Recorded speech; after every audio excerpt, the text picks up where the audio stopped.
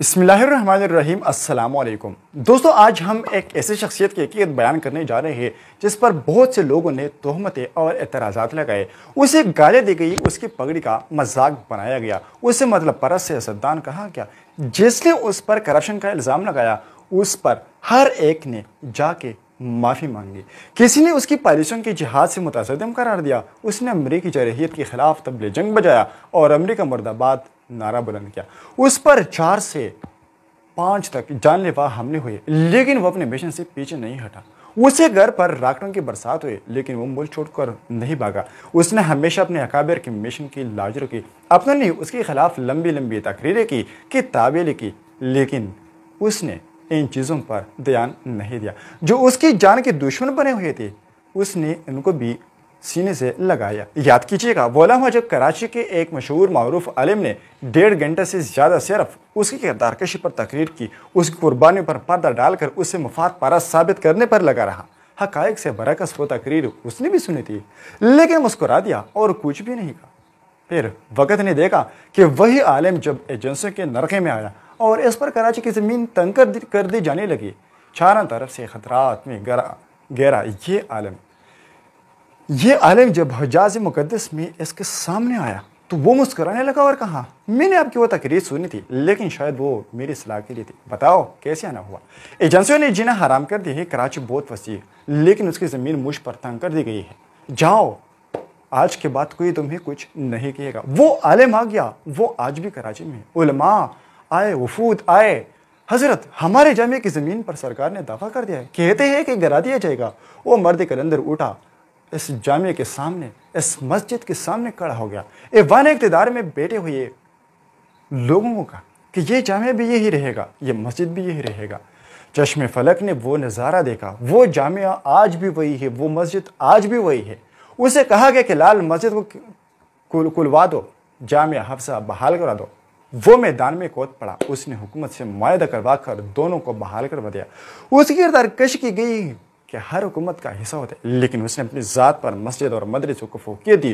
وہ تمام اعتراضات جو اس کی ذات پر کیے گئے، جو کیچڑ اچھالا گیا، اس نے ان کو جواب کے قابل نہ سمجھا۔ اسمبلی تھی، آواز آئی کہ ناموس رسالت قانون بدل دیا جائے۔ یہ آواز آئی تھی کہ اسمبلی کی آواز سے، اس کی آواز سے اسمبلی لرز اٹھی۔ کراچی کے دور دیوار نے دیکھا کہ ایک شخص دیوانہ وار کہہ رہا تھا کہ اسمبلی میں بیٹھے یورپ اور مغرب کے غلاموں اگر تم نے پاپ بینی ڈیکٹ سے معاہدہ کیا ہے کہ اس قانون کو تبدیل کر دوں گے تو سن لو، میں نے روز رسول صلی اللہ علیہ وآلہ وسلم پر عہد کیا ہے کہ جب تک جسم میں جان ہے اس قانون کو تبدیل نہیں ہونے دیں گے۔ اس آواز نے قانون ناموس رسالت صلی اللہ علیہ وآلہ وسلم کے دشمنوں کی آوازوں کو دبا کے رکھ دیا۔ ختم نبوت کے قانون کا مسئلہ آیا تو اس نے جرأت و بہادری کی، وہ مثالیں قائم کی کہ اکابرین ختم نبوت دادیے بغیر نہ رہ سکے۔ محمد بن قاسم پر آوازیں اٹھی، راجہ داہر کو ہیرو بننے کی کوشش کی جانے لگی۔ تبھی وہ سامنے آیا اور بیانے کے دل کہا کہ میرے اکابر کے خلاف بونکنے والی زبانیں کاٹ دی جائے۔ پاکستان کے اسلامی شناخت کو بچانے کا مسئلہ ہو یا عورت کو مادر پدر آزاد پڑھنے کی سازش ہے، مدارس پر پابندیوں کا مسئلہ ہو یا علماء کو جیل سے رہائی دلوانے کا مسئلہ، مساجد پر بے بنیاد چھاپے ہو یا مدارس کے نصاب کا معاملہ ہو، وہ ہر محاذ پر ڈٹا رہا۔ اس نے اسلام کا پرچم اٹھائے رکھا، اس نے اکابر کا سر فخر سے بلند کیے رکھا، اس نے دیوبند کے فرزندوں کو اور ان کے سروں کو جھکنے نہیں دیا۔ اس نے یورپ کی پارلیمنٹ میں بھی اسلامی پیغام کو بخوبی و احسن طریقے سے پہنچایا۔ وہ افغانستان سے لے کر چچنیا تک، بوسنیا سے لے کر برما تک، کشمیر سے لے کر بنگلہ دیش تک ہر محاذ پر اسلام اور مسلمان کی بات کرتا رہا، لیکن افسوس ان نگاہوں پر جو اپنا محسن نہیں پہچان سکے، سدا افسوس ان پر جو میڈیا کی بے بنیاد پروپیگنڈوں کا شکار ہو کر اس پر جھوٹے اور من گڑت الزامات لگاتے رہے۔ آخر یہ ہے کون؟ جاننا چاہتے ہو؟ پہچاننا چاہتے ہو؟